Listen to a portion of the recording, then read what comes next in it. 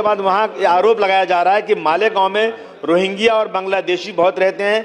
1044 birth certificate तहसीलदार की नकली signature से बनाई गई है। इसकी जांच एसआईटी स्थापना 8 जनवरी 1925 को स्थापना की गई थी। 6 महीने हो गए हैं अध्यक्ष महोदय, अभी तक रिपोर्ट पेश नहीं हुई है। अध्यक्ष महोदय, मैं सत्ता पक्ष के 293 के प्रस्ताव पर बोलने खड़ा हुआ हूँ। अध्यक्ष महोदय, मैं देख रहा हूँ जो भी सरकार आती है किसानों के बारे में बहुत बहस होती है, परंतु किसानों की हालत बिल्कुल सुधर नहीं रही। अभी किसी ने कहा कि 3 महीने में 800 किसानों ने आत्महत्या किया।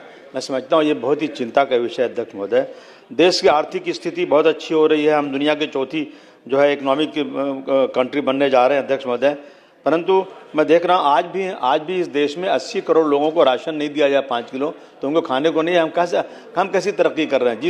जो महाराष्ट्र है, जो ये इस देश की इकोनॉमिक राजधानी है, यहाँ पूरे देश के लोग आकर रोजी रोटी कमाते हैं और यहाँ का किसान इतनी आत्महत्या कर रहा है। मैं समझता हूँ कहीं न कहीं सरकारों की चूक है। अध्यक्ष महोदय, कहते हैं कि फुटपाथ पर पड़ा था और भूख से मरा था, कपड़ा उठा के देखा तो पेट पे लिखा था, सारे जहाँ से अच्छा हिंदुस्तान हमारा।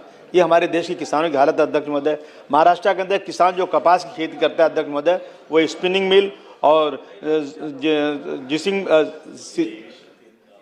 जिनिंग मिल की कमी, जिसकी वजह से कपास दूसरे राज्यों में भेजना पड़ता है। अध्यक्ष महोदय, सरकार उसका उचित मूल्य नहीं दे रही है, जिसकी वजह से किसान कपास उत्पादन करने के बाद भी कई महीनों तक पैसों का इंतजार करता है और वो कर्ज में डूब जाता है, जिसकी वजह से आत्महत्या बढ़ती जा रही है और आत्महत्या करने पर मजबूर है। अध्यक्ष महोदय, इसलिए सरकार कपास खेती करने वाले किसान और उन्हें नकदी और उचित दाम देकर के कपास खरीदे तो शायद किसानों को कुछ राहत मिल सकती है। अध्यक्ष महोदय, मैं महिलाओं के बारे में बोलता हूं। अध्यक्ष महोदय, पिछले कई सालों से नवीन आंगनवाड़ी संभाजी नगर शहर में नहीं रही। जब से पिछले 9 सालों से संभाजी शहर में आबादी की बहुत बढ़ गई है। अध्यक्ष महोदय, वहाँ नई बस्तियाँ बन गई हैं, वहाँ आंगनवाड़ी नहीं है, वहाँ आंगनवाड़ी जल्द से जल्द नई शुरू करना चाहिए। अध्यक्ष महोदय, मैं महिला विकास के ऊपर महिलाओं का पहले एक टंटा मुक्त कानून था जो पुलिस स्टेशन में होता था। उसमें कोई छोटे मोटे फैसले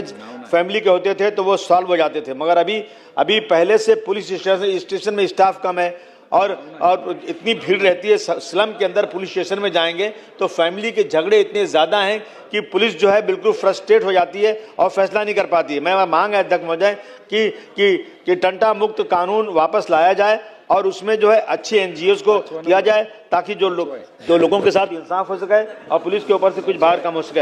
अध्यक्ष महोदय, ये सिटी सर्वे नंबर 23/1 से 245 ये विलेज पहाड़ी गोरेगांव हाजी बापू रोड मलाडपुर में मुंबई की ये जगह वक्फ बोर्ड की है और इसमें 1948 से वक्फ में रजिस्टर है के रिकॉर्ड में दस्तावेज होने के बाद भी वक्फ की जमीन किसी तरह से परमिशन न लेते हुए यहाँ पर ये सारे प्रोजेक्ट रश्मि इंफ्रास्ट्रक्चर डेवलपमेंट कंपनी कर रही है। अध्यक्ष महोदय, मेरी मांग है कि इसकी जांच की जाए और उस पर उचित कदम उठाया जाए।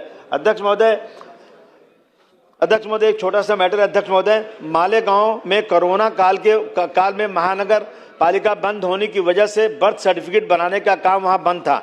इस कारण उस समय वहां जो बच्चे पैदा हुए उनको या घर में बच्चे पैदा हो गए या उसके बाद जो बच्चे पैदा हुए आज तक उनको बर्थ सर्टिफिकेट नहीं मिल रही है। 5 साल हो गए अध्यक्ष महोदय, बर्थ सर्टिफिकेट ना मिलने से बच्चों के स्कूल में एडमिशन नहीं मिल रहा है और बीच में क्या 1000 और उसके बाद वहाँ आरोप लगाया जा रहा है कि मालेगांव में रोहिंग्या और बांग्लादेशी बहुत रहते हैं। 1044 बर्थ सर्टिफिकेट तहसीलदार की नकली सिग्नेचर से बनाई गई है। इसकी जांच एसआईटी स्थापना 8 जनवरी 1925 को स्थापना की गई थी। 6 महीने हो गए हैं अध्यक्ष महोदय, अभी तक रिपोर्ट पेश नहीं हुई है। रिपोर्ट पेश की जाए और अब तक 3000 लोगों की जांच हुई है। अध्यक्ष महोदय, मेरा निवेदन है कि सरकार जल्द से जल्द इस पर उचित कदम उठाए, इंक्वायरी करे, जो लोग सही पाए गए हैं उनको सर्टिफिकेट जल्दी देवे और इंक्वायरी करे कि इसमें सच्चाई क्या है, कितने रोहिंग्या और कितने बांग्लादेशी वहाँ पर हैं, ये सच है या झूठ है। अध्यक्ष महोदय, धन्यवाद। अध्यक्ष महोदय। विनोद आगर।